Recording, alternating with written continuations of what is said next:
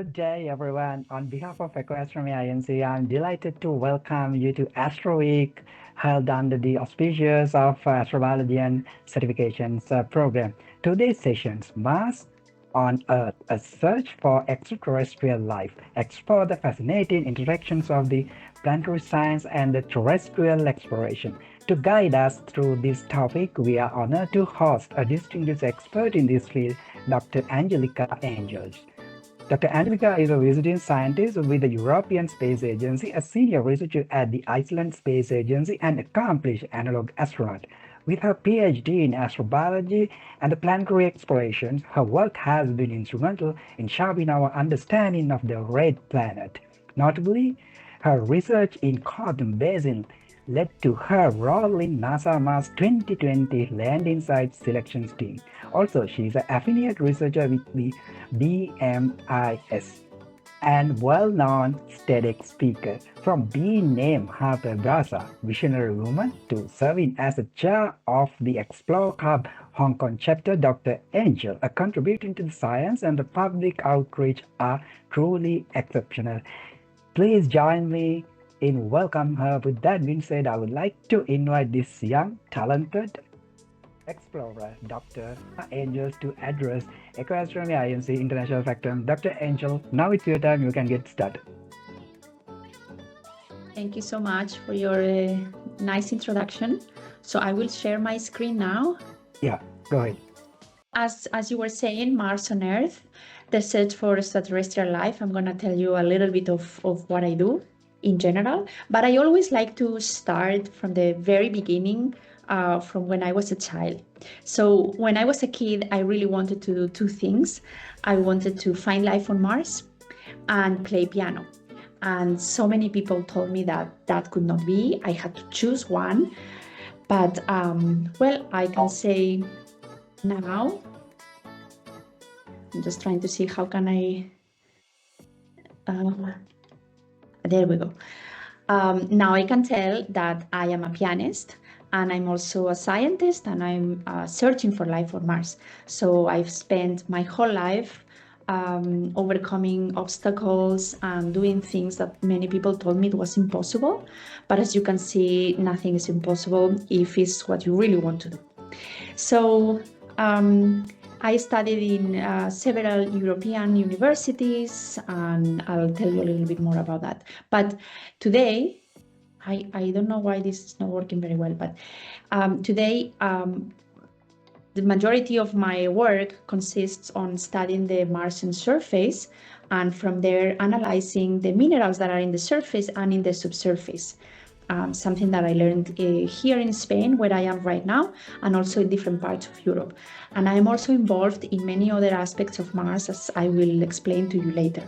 But after I studied in all these universities in Europe, in Spain, and also in Germany, in London, in Sweden, I knew I had to do a PhD. So I went to do my PhD in Hong Kong. This is a video, but for whatever reason it's not working anyway.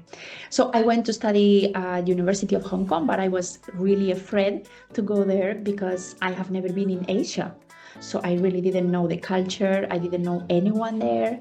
I didn't know what to expect. So I asked my supervisor if there were any other foreigners in our department. And he said, oh, yes, absolutely, yes. There's going to be many foreign people. Don't you worry. So I want to show you a few pictures of my very few weeks when I first arrived there. This is 1, 2. So as you can see, there were no other foreigners. It was very difficult for me at the beginning because I really didn't know anything or anyone. But after a little while, I started to, show my colleagues also my culture. And here you see all the people in my department and all the food that was a little bit shocking for me, for my culture, and all the the insects that you find in Hong Kong, because in Hong Kong we have tropical weather, so I was not used to that, and I was not used to all the insects and all the crazy weather that we had there. But after a little while, I started to feel more comfortable. I did a lot of Spanish gatherings for my colleagues to show them as well my culture, and little by little I started to work in my PhD, which was specifically about the search for life on Mars. The videos are not working, I don't know why, but anyway, I'll pass them quick. So until we humans can go to Mars, one of the ways we have to study Mars is here on Earth using Mars analogs. There are many Mars analogs depending on what a person wants to study. These are the ones that I have studied. I have done expeditions to these places, and I have collected samples that then we analyze to understand how the organisms survive in these extreme environments. I'm not gonna talk about all of them. I don't have time, but I'll talk about just a few of them, just to give you a general idea. The most important one for me is the Chaidan Basin. This is a video. There we go.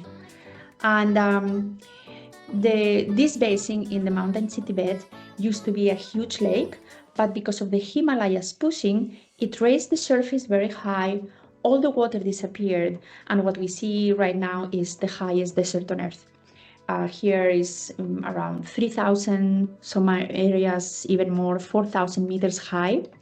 And as you can see visually, it really looks like Mars. This is one of the most arid and dry places on Earth. It's very extreme, and the closest city is like 2 days drive away. The area is very big. It's about 800 kilometers across from one side to the other. So every time we've been there, we try to collect a lot of samples, and we use this type of vehicles to move from one side to the other, not to waste time. And after that, I collect a lot of samples and I bring them to the laboratory. This is in Hong Kong. And as you can see, there is like kilos and kilos of rocks that then I analyze in the laboratory to try to understand the strategies that the organisms use to survive. And then we can compare this to Mars to see if we could find the same type of organisms even today on Mars. We found organisms that survive with high levels of radiation, others that survive with very limited amounts of water, and all of these gives us clues about the possibility of life on Mars. But this place is very remote. Yeah, it's not working very well, I'm so sorry. But anyway, this place is very remote. The closest city is 2 days drive away.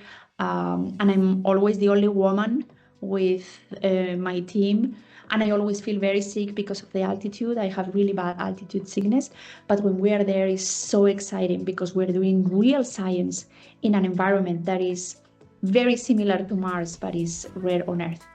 And one of the things we have to do before we go is to study all the satellite images very well to prepare exactly where we're going to go, because as you see in the video in the bottom, everything looks the same, right? So it's very important to, once we are there, to know exactly where we are going. We cannot waste time, because every day that passes is a lot of time and effort and money that we are investing to be there.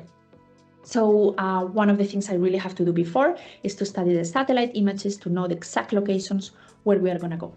I'm just going to show you a couple of results, results of what I do with the satellite images, just for you to see. On the left side, you have the Chaidan Basin, and on the right side, you have up and down Mars. So these are polygonal terrains. This is because in these two places, the area is so dry, it barely rains. So it's really, really, really dry, and so the floor cracks. This is because there is very limited quantities of rain, and as you can see here, we can compare the polygonal terrains on Mars with the Chaidan Basin polygonal terrains, and this gives us clues about how they develop, if there is any chance that there could be bacteria inside the cracks to protect themselves, and so on. Another thing we study are yardans, which are these teardrop-shaped mountains, well, not mountains, hills. They are very tiny. If you see in the top left picture, I'm there as a scale. So they are very, very tiny, and they are formed by very strong unidirectional winds. Yardans are very common on Mars. The equator is full of yardans. So here we have a perfect analog to study these geological features that are actually active on Mars today. The only problem to being in Tibet is that they only eat yak, which is this. Well, I'm sure for people that are there in Sri Lanka, you know already what a yak is. For me, I didn't know, and I've never seen a yak before in my life. So when we're there, we can only eat yak. So for the 2 or the 3 weeks that we're there, we have to eat meatballs, yak butter, yak yogurt. Everything is yak. So after a few trips, I learned that I could bring some of my own food and some fruits and vegetables, because that's what I was used to. And after going there for so many times and going to China for the lab work for so many times, I also learned Mandarin Chinese, sorry. And up until today, I study every day with no exception, even if it's just 5 minutes. And I also got used to, taking pictures with people, which I was also not used to that, where many people that have never seen a foreigner or a European want to take pictures. And of course, I always say yes, especially families with children. The parents always want to take pictures with me, with the children, which is very cute. So I always say yes. And even though we met some people in the mountains that are really, really poor, that they live in conditions that for us would be like, wow, that's how they live. Still, they are very nice, and they always wanted to invite us to their homes to give us some black tea with yak butter, and they offer us everything they had. So every time I've been there, I had an amazing experience, and with people that we really didn't understand each other, but it was really nice. Anyway, thanks to my research in Tibet, I was able to take part in what has been the most exciting thing in my career so far, which is to take part in the landing site selection for the Mars 2020 mission for the rover Perseverance. So this whole process, there were several workshops. They took part in Pasadena, in California. So when I was searching for a landing site, I had to study the different landing sites or the different places where the rover could land and choose an area that, in between other things, we knew there was water, because water is one of the ingredients for life. A site that was in the central latitudes, that means near the equator, because the temperatures are more moderate. If you go towards the pole, towards north or south, the temperatures are lower. So there can be ice in the surface, and the rover can be slippery. So it's always near the equator. And then, of course, safe landing and traverse. That makes sense. So NASA didn't want to invest a lot of money to land in a place that was not safe. Okay. So after some time, after studying all the locations that were available, I selected Holden Crater. So Holden Crater is quite a complex crater, but it fulfilled all the requirements that NASA had. It's quite complex because there was a wet phase. So we knew that it was full of water for a certain amount of time. And then it was, the water disappeared, and then it was, it's called frozen. Yeah, like a frozen part. But there are some parts in the crater where you see both stratigraphic lines. So you can see both the wet phase and the dry phase. So it was a perfect place, in my opinion, to have a window to the past. So then I started to work on Holden a little bit deeper to see what happened really there. And for example, I had to do a lot of elevation profiles. This is very important for the landing, to see if we could have a safe landing there. I also studied the evolution of water. We knew initially there was a lot of water in liquid form, but little by little, water starts to freeze or to evaporate, and it starts to become, the water starts to be concentrated in the center until eventually what we see only are hydrated minerals or ice deposits. Okay, this is very briefly the explanation of what happened with the water in Holden, but what we know is that water was there for a long time enough, we think, for life to re-emerge and to develop. And then there was one side of Holden that was very interesting, that had several sedimentary units, an alluvial fan, mass wasting. So this part is very interesting because if you are looking for life, the fact that you had an alluvial fan and mass wasting means that all the nutrients can be accumulated in one area. So this was the perfect location to send the rover, to have a place where we could, we thought we could find all the nutrients, and if there had been life, it could have been in that specific spot. So then I started to study this specific place a little bit more in detail, and I studied the area with the different instruments that I'm going to explain to you very quickly. The first one is the Mars Orbiter camera.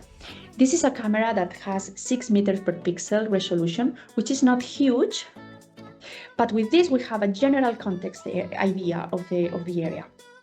It doesn't have a high resolution, but with this we can see the whole area and see more or less the area in general terms. But then I studied with HiRISE, which is a very high resolution camera, 0.3 meters per pixel. This is an insane resolution. This is comparable to the best satellites on Earth, but HiRISE does it from another planet, and it does it since 2006, and it didn't need any any maintenance. So this instrument is amazing. The only thing is that HiRISE covers very little amount of surface on Mars. So in this case, it covered Holden, so it was good. So 0.3 meters per pixel is really good resolution to see from satellite the specific geological features that we want to send the rover for the landing. So with this, I studied the whole area in detail. Then I studied another instrument, which is THEMIS. This instrument, what it does is to study the thermal inertia of the ground. That means we can see the compactation, how the rocks are compact. So the areas that are red mean that the rock is very compact, is thick and solid.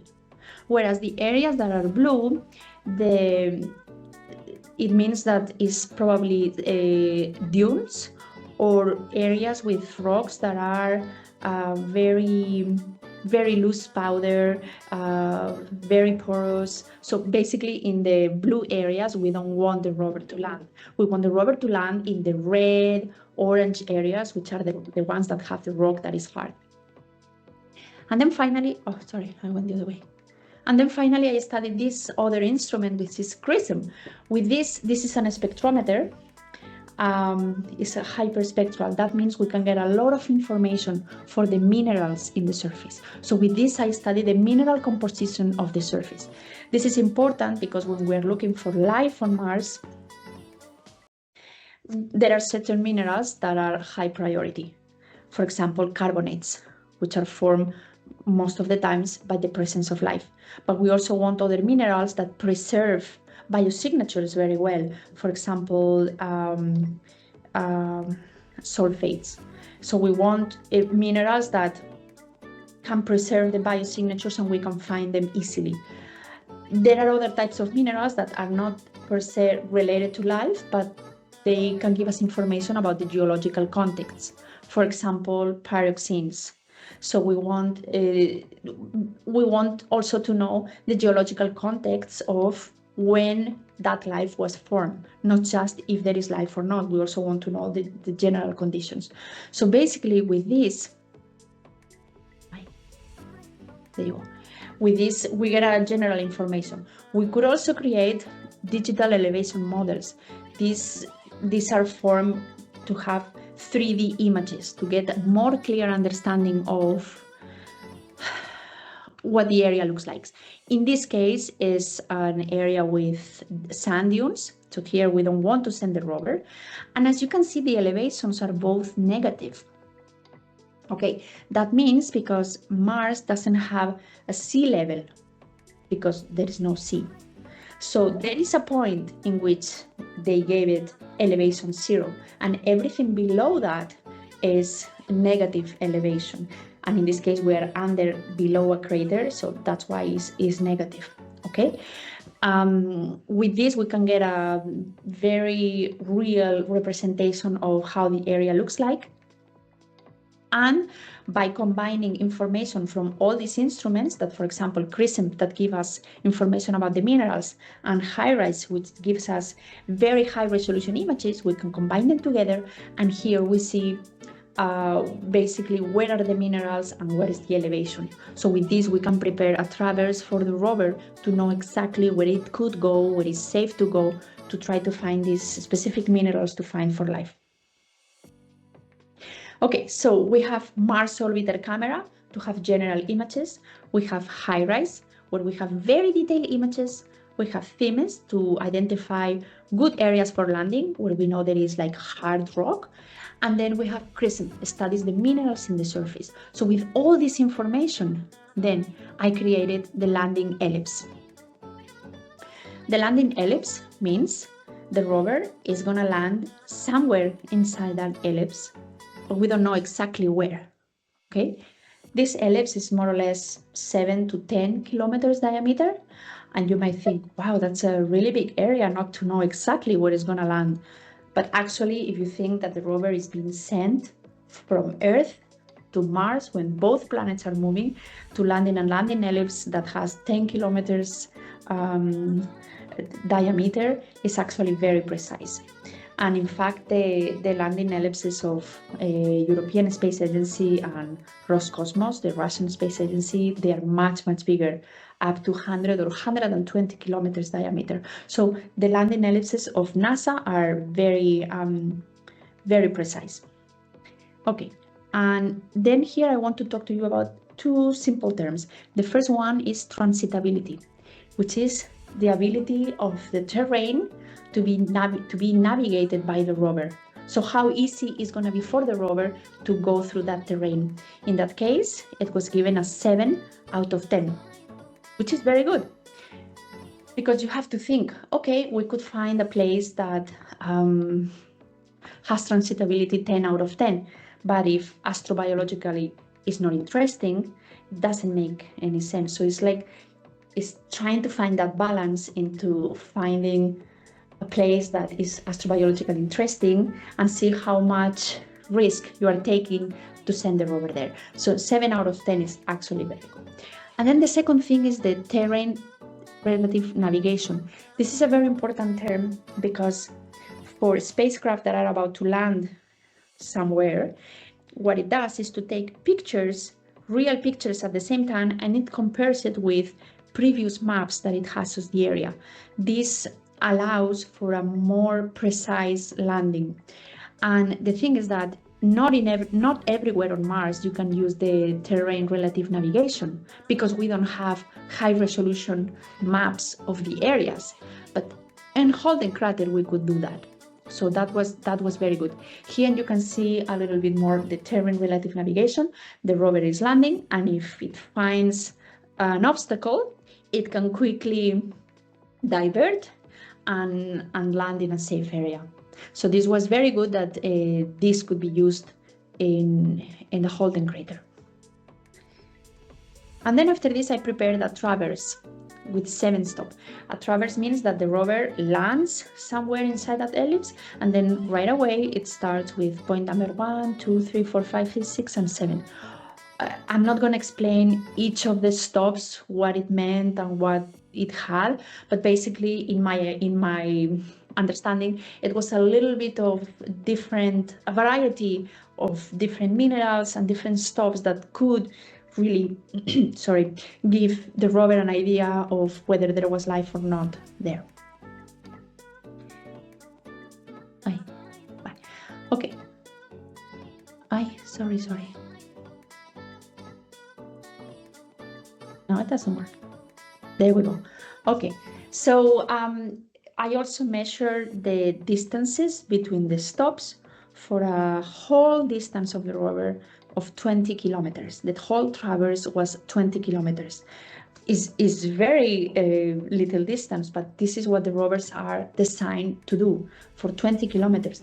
But it is true that they always last longer. So in that case, I prepared many more stops that you see here from 8 to 18, many more stops, assuming the rover was going to last longer than the 20 kilometers of the blue traverse. So I prepared many more. And of course, once the rover is in the surface, it can leave the landing ellipse. It can be outside the landing ellipse as long as it's safe for the rover to do so. So many different sites of interest.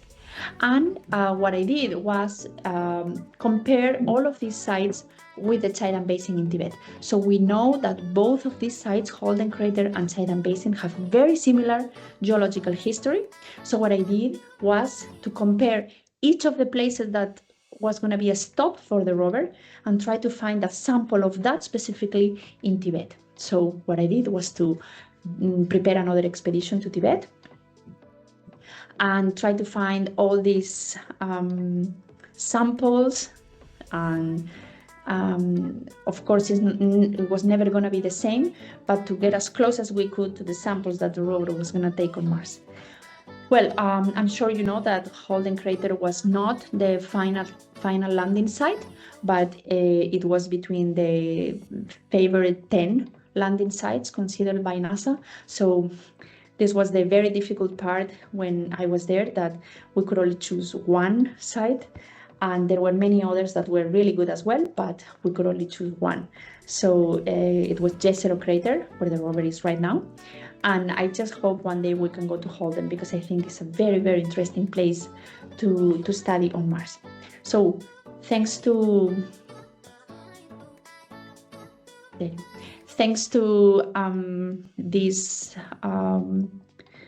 these landing site workshops that I did, it opened a lot of doors for me, and I was able to be involved in other projects with NASA. And I just want to point out here in the top left, you see a picture with, that's a replica of the rover in a place that is in Jet Propulsion Laboratory in Pasadena, California, that is called Mars Yard. That's where they train the rover. So they would hide things and see if the rover can find them. So basically they train the rover. And then, as an interesting point, you see that the wheels have some holes. So that is JPL, from Jet Propulsion Laboratory, in Morse code. So when the rover is on Mars and the wheels are, he's advancing, it leaves in Morse code the JPL code on the surface. I thought that was very, very interesting at the time. So after this, I thought for a while, well, if we better understand how life started on Earth, we may be able to better understand how life could have started on Mars. So for a while, I was involved in the studies of the origin of life on Earth. So I was part of several projects and several expeditions in order to study the origin of life on Earth. The first one was in the Pilbara Desert in Australia. Here in Australia, we find the oldest evidence of life on Earth in the stromatolites, in the middle of nowhere. So I was part of this expedition where we went there, and of course, like in every expedition, we used cameras and GPS and specialized vehicles to get into these areas. And finally, we reached the stromatolites, and as you can see, they are fossilized in the rock, but they are 3.6 billion years old. So this is the oldest evidence of life that we see on Earth.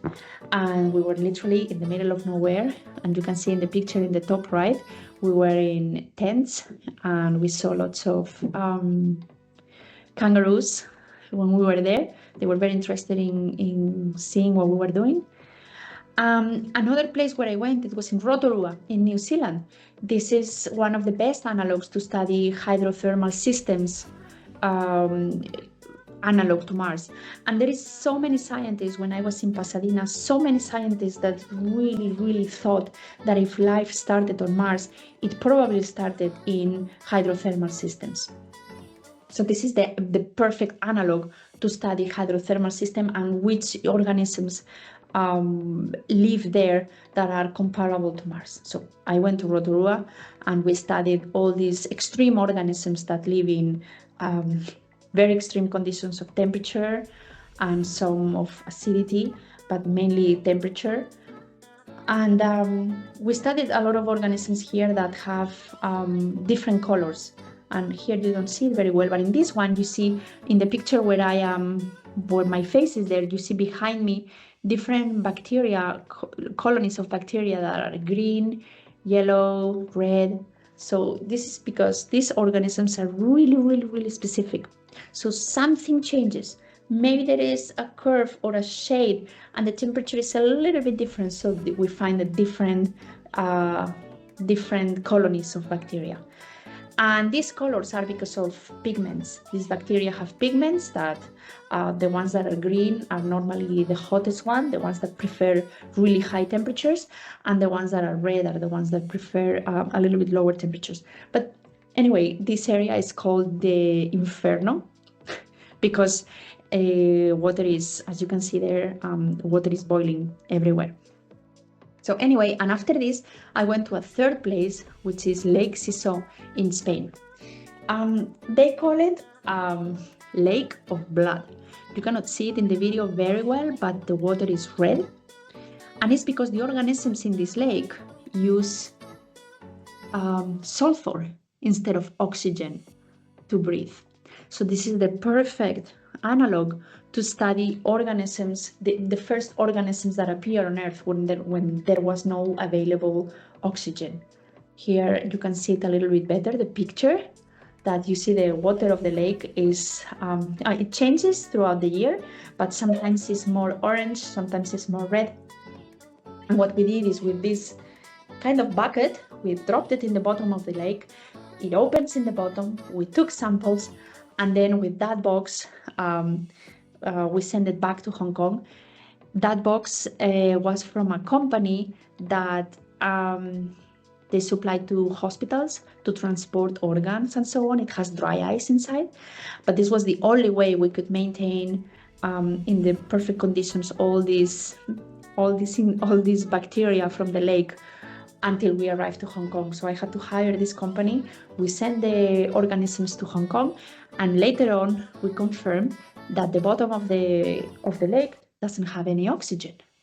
So this is just not only perfect to study the origin of life on Earth, but also to study life in other planets where there is no oxygen, where the organisms use sulfur compounds to survive.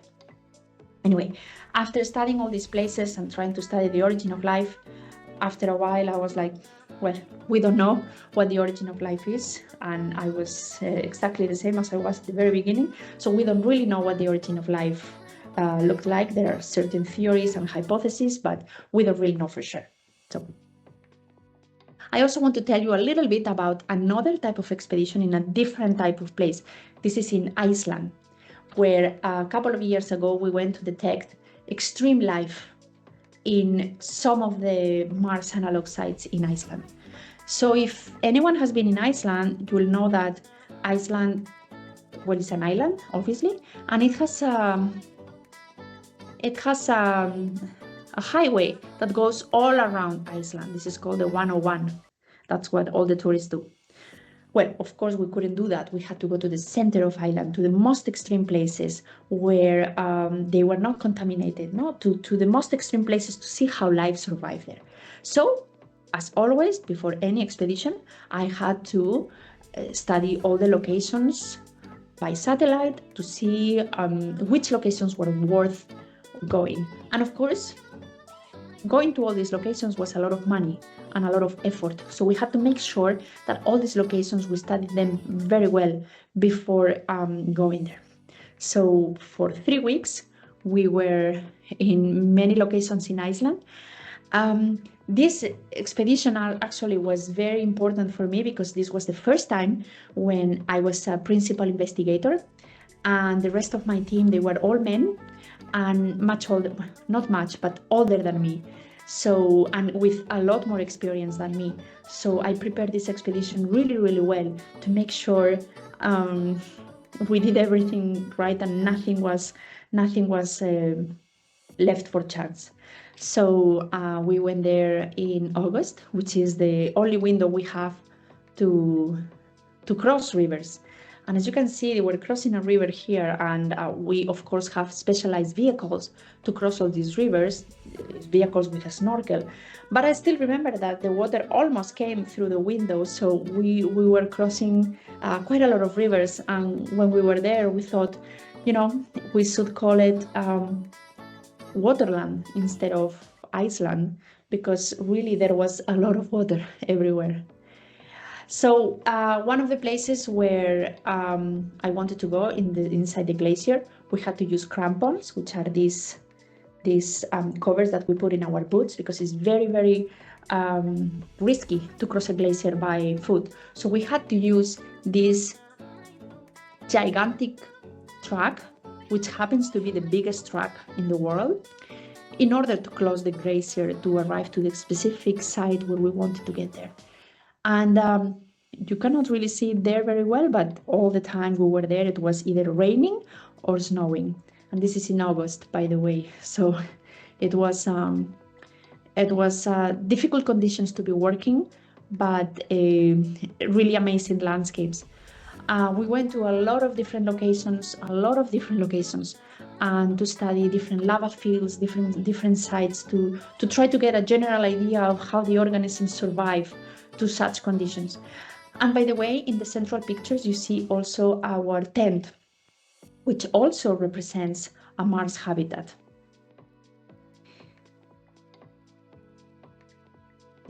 So we collected a lot of samples, especially in places where you see that look very homogeneous, places that look like there is like absolutely nothing anywhere. We thought that these places were important because when the rovers are on Mars and they take a sample and imagine the rover says, okay, there is no life here. Is that sample really representing the whole area, or is just in that specific spot? Because maybe a couple of meters on the right, the conditions are a little bit different. So then there is life there, right? So we took a lot of samples to prove that actually these organisms are very, very specific, and one sample does not represent the whole area. So we took, I don't know how many kilos of rocks we took to study later in the lab. And this is a picture that I always like to show because totally looks like I am on Mars. I love it. It's really nice. This is one of the locations we went, and it was a great location that we thought we could study. But when we got there, if you see in the top right, you see that there is some people there. There were some tourists there. Therefore, we could not use this area. It was contaminated, and I don't know how these people made it there. Probably they had special vehicles to get there. But anyway, after we got there, we realized we could not use this site, so we had to leave. And this expedition was especially very, very expensive because we used the latest technology in drones, GPS, the rental of the truck and the vehicles to cross rivers. We used a lot of cameras and all the batteries. So we used a lot of instrumentation that was very expensive. And we are planning now, this is one of the results of the drone. So what we're trying to do here is to have 4 levels of information from the satellites first, before we go to the analog side. Then we have from the drones, which is this one, the result. And then we have it in situ with our instruments in situ. And then a 4th level of information is a little rover that we are in process of creating. It's not this one, but it's something similar. It's a little rover that we are in process of building that is going to have several instruments and meteorological sensors and so on. So the rover is going to come with us to the field and try to do its own experiments. And the idea is that it will give us the same results that we are getting in situ. And of course, we had to study the lava tubes. So any person that studies life on Mars knows that one of the places where there could be life on Mars today is in lava tubes. This is because in the tubes, in these caves, they provide a safer environment than the outside and more stable environment. So life could be hiding in there rather than the extreme conditions from the outside. So we studied the lava tubes. We needed special equipment for these tubes, like lights and helmets and so on. But we studied these lava tubes also because we cannot study them from satellite. So we studied the conditions inside to see if we could find different organisms and which strategies they use to survive inside rather than outside. So anyway, this was the end of our expedition. The next day we were going home, so this was it. But that night we got a message that a volcano had started erupting. So I was like, we cannot leave Iceland without going to the volcano with the eruption of the volcano. We really have to go and see it. So we barely slept that night. We woke up at 2 a.m. We were driving for like 4 or 5 hours to the site, and then we had to walk in the mountain, literally with no path, to get to the site where the volcano was erupting. And it was really dangerous. We literally risked our lives, and in fact in Iceland they tell you not to go to the site because it's really, really dangerous, and only 3 of us could make it to the top because the rest could not make it with the toxic gases, and it was really physically very demanding to get there. But we finally made it, and it was an unbelievable experience to feel all the noise from the lava flowing under our feet. It was the perfect ending for our expedition, and we took a few samples that were still warm, just for fun, obviously, because there was nothing alive here. And after that, as always, I went back to Hong Kong to do all the lab experiments for all of these samples that we took, and we are about to publish now the results from all of these experiments. All right. So, other than my scientific research, I am also involved in other aspects of Mars. So, a few years ago, I did a special training similar to the military trainings that are due for special operations to be selected as an analog astronaut. This was in Wales, and it was extremely hard, but after a while, I was selected as one of the 5 astronauts for the first analog astronaut space mission of the United Kingdom.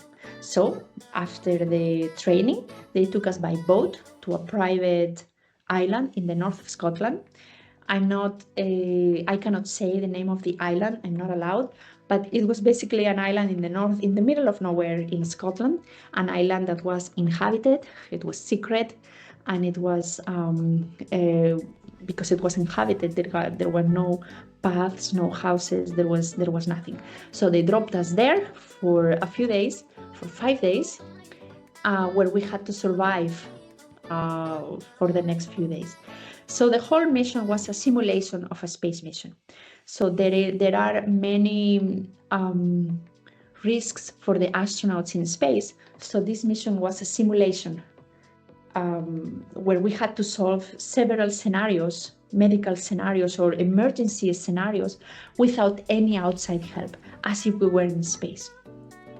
One of the things, for example, that they made us do is they didn't allow us to sleep for 3 days in a row. No sleeping for 3 days in a row, and during the day we had to carry weight and to go up and down the mountain, and we were extremely exhausted. And one of the things we had to do was to carry this mannequin. It looks like it's a person, but it's actually a mannequin. So the mannequin was represented by a person of our team that was sick. So when you are in space, or imagine you are in another planet, and one of your team members is sick or is injured, you just don't leave him there. You have to take him with you everywhere. So that was the whole point of the mannequin. We had to carry the mannequin everywhere we went. And in the right picture, actually, you see us all going down the mountain, carrying the mannequin, which, by the way, weighed like a normal person. Because we couldn't leave the mannequin there. And the mannequin had its own backpack and everything. So, of course, after 3 days of not sleeping, and it was raining, it was cold, carrying the mannequin more than one time, we just wanted to throw the mannequin through the cliff and forget about it. But we didn't do it. We hated the mannequin in the end. But we basically continued, and that's exactly what they wanted. They wanted to put us in the most extreme levels of exhaustion and stress to see how we reacted as a group. They wanted to do that on purpose, because that's what's going to happen to the astronauts on Mars, to see how, if on paper you are perfect, academically you are perfect, but how do you react in moments of stress. So that's what they wanted to do us, and it was very hard. Each of us had a different goal or a different something that was in charge of during the expedition. In my case, I was in charge of the geology, so we had to find several types of rocks and so on. And as you can see, this analog visually doesn't really look like Mars that much as Tibet or Iceland. But there were many aspects of this.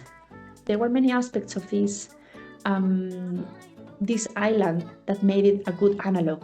For example, the being alone in an island, not having any help, the development of the leaders, who was going to become the leader or who was not, all those type of things that we didn't really work that much in Iceland or in Tibet. Here it was much more important rather than the geology of the place. And all of these aspects, even though they look like silly, is something really, really important once real astronauts go to Mars. Even the food that they gave us was astronaut food. These spaghetti carbonara actually were not bad. You just had to add hot water, and they were quite good. And really, when you don't have anything else to eat, it was good. And this astronaut ice cream, it was at the end, it was just a block of sugar. But yeah. So we were all really tired, really exhausted, and if they gave us the option of going to a hotel, many of us would have agreed happily, but we continued. And this is the last day of the expedition. In this case, it was 4 women and 1 man, which is kind of interesting, because I normally always work with men. There's not many women in what I do, but in this case, we were 4 women and 1 man, and a part that was made specifically for us with the surnames around it of the analog astronauts, and then the mission control people. These were the people that stayed on Earth, and they were telling us what to do and where to go, and all of us. So all of the analog astronauts, the very last day, we were really, really exhausted, but that was the end of it. So as you can see, there is no perfect analog. And I say this because for people that study analogs, they always tend to say, oh, my analog is the best. But actually, it's the combination of all studies that we do that makes us better understand Mars. So whether it's Tibet or it's Iceland or it's Scotland, you see that they are very different, but the studies of all of them make us understand what happened to Mars or what we are going to find on Mars when we go there. So we don't know if we are going to be living on Mars anytime soon, but what we know for sure is that if we ever decide to live on Mars or to live on any other planet in the solar system, Mars is definitely the place. Not even the moon or any other asteroid or any other planet in the solar system can compete with the fact that Mars is a planet with water, much colder than Earth, and with water that is not liquid in the surface, but it has water. And that is what makes Mars so special. So I want to leave the presentation with a type of concert that I do quite often. And if you remember at the very beginning, I told you that I was also a pianist. So something that I've been trying to do for many years now is to try to combine music with Mars exploration. So I play in a concert and I have a big screen behind me while I'm playing in the stage, where there is a rover on Mars that is landing and is exploring Mars, and I'm playing music for that. And I normally arrange a piece of music that matches the video. So I want to put a little piece. It's very, very short. It's a video edit that they did for me where I'm playing, and then you see the video on Mars with the rover exploring. So I hope you like it. Okay. Thank you very much, everyone, for listening. Now you see. Yeah, thank you very much, Dr. Angelica, for what an impressive and informative talk to the Sri Lankan students. And sometimes I notice it's some of sceneries looks like movies because it's quite adventurous. And I think it is highly appreciated what you have been just sharing with the students. Dear students, now we are opening to the Q&A session. And if you have any further questions to be asking from the Dr. Angel, then make sure to raise your hand. Otherwise, you can just drop into the chat box. Angelica, I do have a couple of questions. While I noticed that you are trying to training as an analog astronaut, what kind of things become as your challenges? Like how would you maintain your physical strength while keep traveling, and how important to maintaining the good health? Yeah, so being physically fit is important, but I would say it was more important to do the mental training, because you can be physically trained or you can be academically very good, but if in moments of stress you really cannot cope with the stress or with the problem, that was really worse. So I think right now I'm not doing any analog astronaut in these few months. So I'm just trying to keep physically active, and I think each person can do it in their own way. For me, I like meditation to try to to calm down, or to to be able to cope with stressful situations. But yeah, it's a lot of things to take into consideration. And also, it was when I did the analog astronaut, it was very cold, or when we were in Iceland, it was cold and raining, so you are wet all day long outside just trying to do all the work. So it's really exhausting. But I like doing that type of thing. I know that other people don't like to be outside. They like more to be in an office or that. But to me, I like it, but still it's challenging sometimes. But yeah, the mental attitude is important. That's really interesting, because I think everyone's need good physical strength, whatever they academically perform. And I feel your answer will be just reflections the most of students. And also I noticed a couple of questions from the our chat box. Let me just check the chat box. And some student comments they are really interesting to listen in your piano, but unfortunately the voice of the sounds is not playing. But anyway, dear students, I will asking from the Dr. Angelica her original clip, then I will try to share with you to listening. And you guys can just think. I'm so sorry. Yeah, there might be some issue. I think two students. Yeah, it's okay, Angel. And let's see, we have another questions from the Dasuni. Why Mars, not Venus? Because of the presence of the water and the atmosphere. Are there any other reason? Yeah, why Mars? That's the broad questions. Well, that's a good question. Why Mars and not Venus? So Venus is an extreme case of, imagine the Earth going wrong, everything going wrong. That's what Venus is like. So Venus has a very thick layer of sulfuric acid clouds covering all around it. So there is an extreme case of greenhouse effect inside. So it's like an oven. So as far as we know, nothing can survive in there being so hot. There are some ideas of maybe there is life in these clouds around Venus, but on the surface. So Mars, on the contrary, Mars was a very similar planet to what is Earth today. We know it had an atmosphere. We know there was liquid water. We know there were oceans in the water. There is plenty of evidence of riverbeds and channels, especially in the northern hemisphere, where we thought it was all one big ocean. So Mars had all the conditions for life there. Now it's going down in a spiral, basically dying, but it had the conditions before, whereas Venus, we don't think it ever had the conditions. That's why people are really not looking for life in the surface of Venus per se. Yeah, so it's Mars the place. Yeah. I think that sounds interesting. And also, I noticed another questions from the Arun. He asking like why the Chrism, I think compact reference images, spectrometers, and jobs in the perseverance land. So, what kind of useful? I think like that is what he asking. Can you see the chat box, Angelica? No, I cannot. Yeah. Can you repeat the question? What type of instruments? He's asking, I feel Chrism. I think he's talking about compact recognition's image spectrometer. Which is Chrism. belong. Okay. Yeah, Chrism. Yeah. Yeah. So he asking like what importance of the Chrisms regarding the rover's landing. Oh, so Chrism is a hyperspectral spectrometer. That means it's a spectrometer with a lot of bands. That means we can get a lot of information back. In this case, it's a spectrometer to give us information about the minerals in the surface.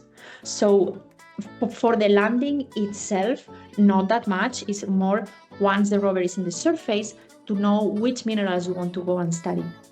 But not just only for the landing. It's more for the traverse of the rover to basically know where to go. But Chrism specifically for minerals in the surface. Is that the question? Yes, that is the Perfect. question. Yeah. Okay. So I think there is another question from the Sinhala language. Just wait, I will go to read it and I will translate it for you.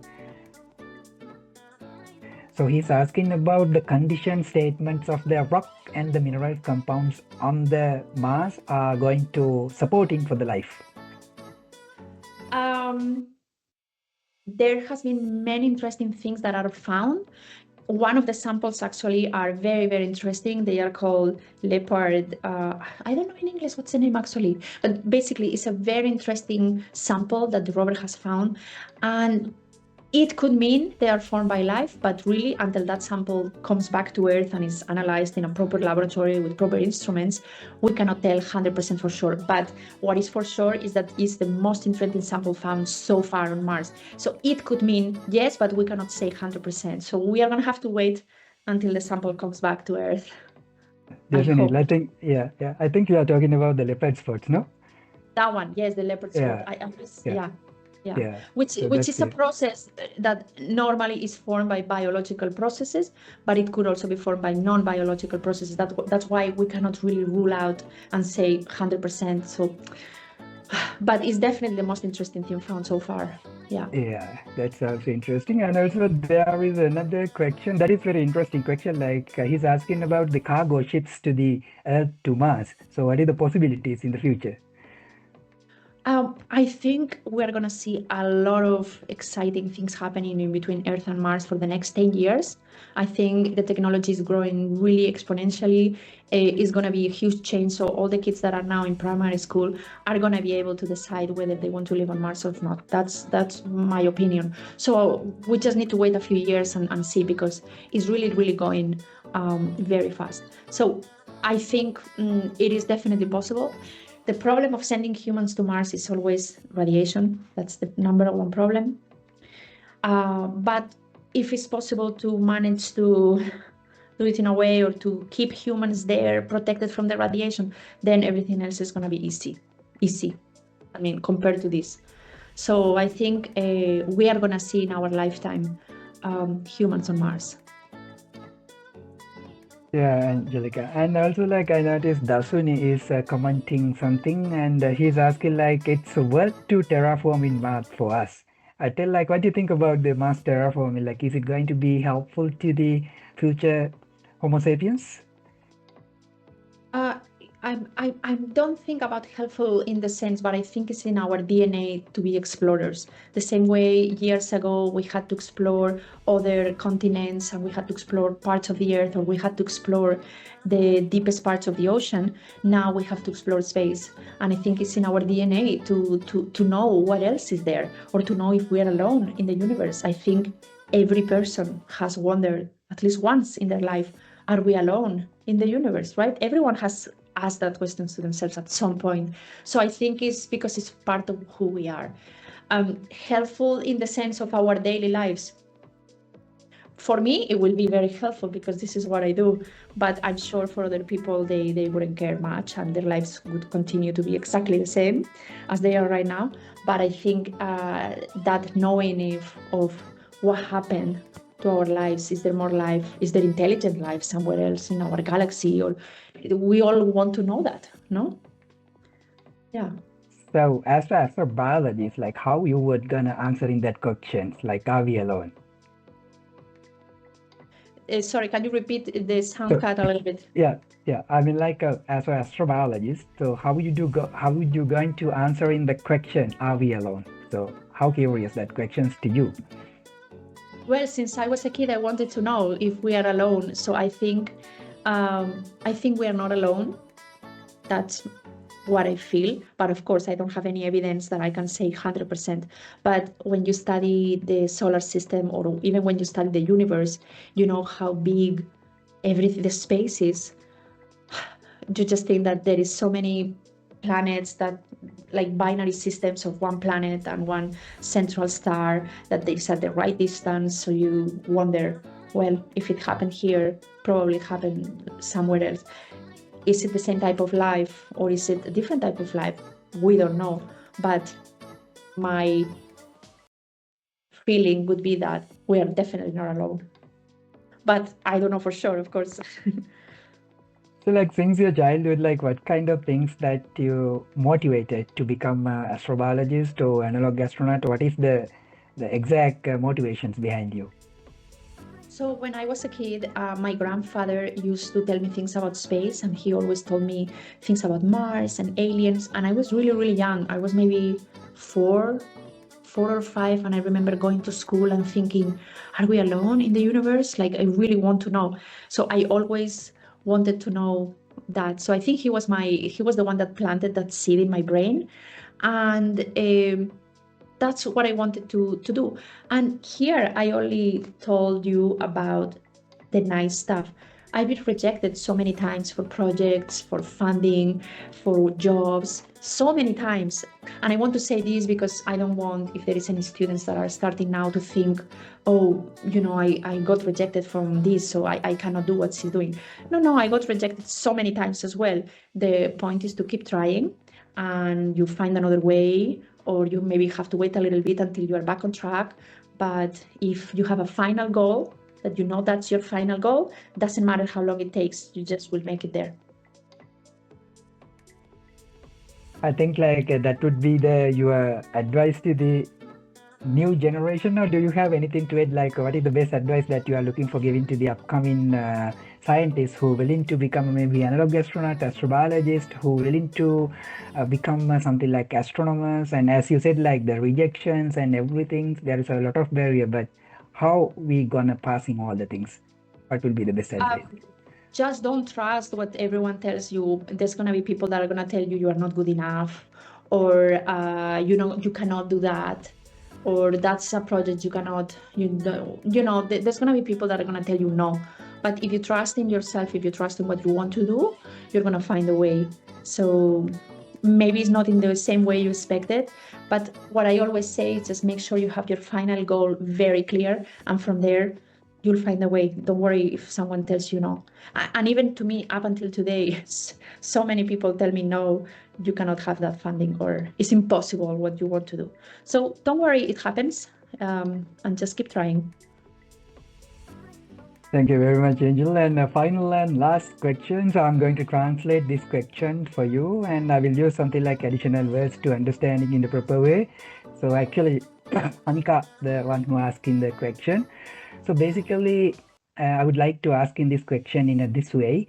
So while you are trying to understand in your analog missions, while comparing some of locations in planet Earth, and you are trying to create in some model with the Mars, and how similar it is that you have been seen, and while we are just considering the history of our planet Earth starting from last 4.5 billion years, so that knowledge and present conditions and all the data, how important, and what are the major similarities that you have been just identify? Yes, of course, there will be, there was a life on the Mars.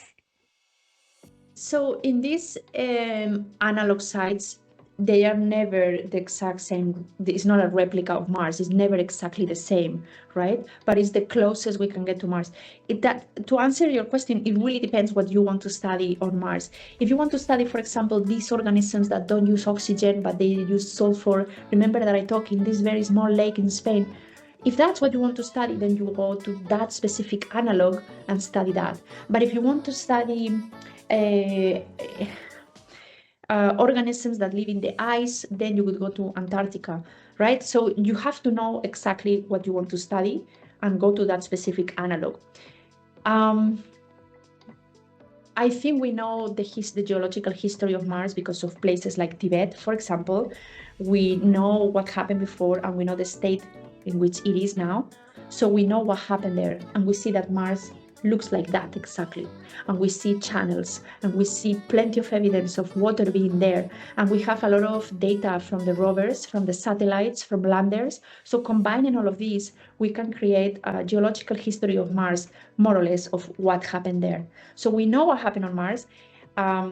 Is never the exact same conditions as what happened on Earth, but in these analogs is as close as we can get.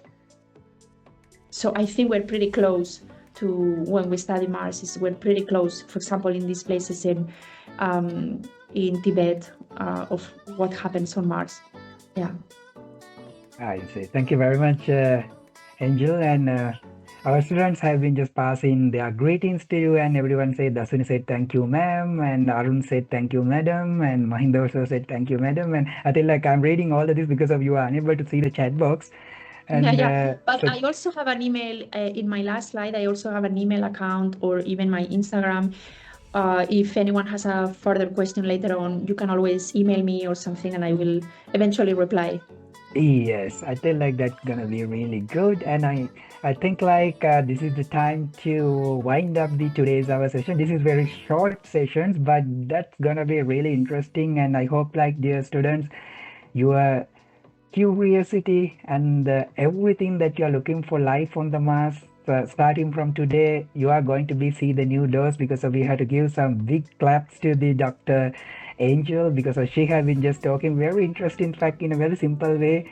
And thank you very much, Dr. Angelica, sharing your knowledge and the expertise, your time and the devotion for sharing everything to our Sri Lankan crowd. I hope like in the future, everyone as physically we can just meet and share in some our experience with the young people in South Asian region. And again, thank you very much and to sharing your knowledge. And do you have anything to add at the end?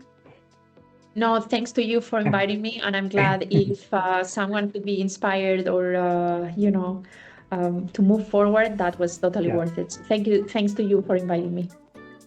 You are warmly welcome, Dr. Angel. And dear students, we are going to wind up and have a great day for the Spain. And good morning to me. It's early morning and great evening to the all the Sri Lankan students. See you at the next week. Okay, bye everyone. Bye. Okay, bye.